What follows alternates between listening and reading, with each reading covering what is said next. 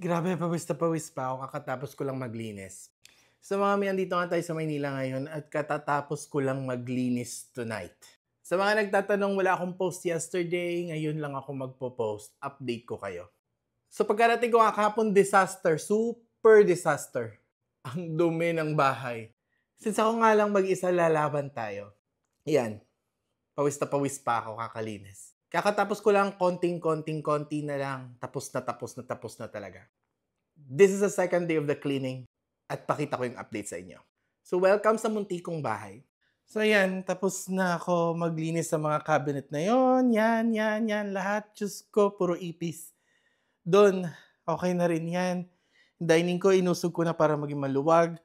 So, yan lang. CR tapos na rin. Yan, konting na lang. So, ito na lang natira, tsaka yan. Then, tapos na ako. Tapos na rin ako sa bedroom. Tapos na rin ako sa mga walls. Ayan, tapos na ako dyan. Ayan, Diyos ko Maria. Tapos na ako dyan maglinis. At tapos na rin ako dito mag-setup. So, yan.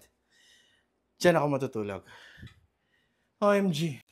Kaya kayo mga mi, mahalin yung mga magulang nyo para kahit wala kayo sa bahay nyo, natutulungan nila kayo. So, since wala akong magulang, sariling sikap lang to. So, yun lang mga mi.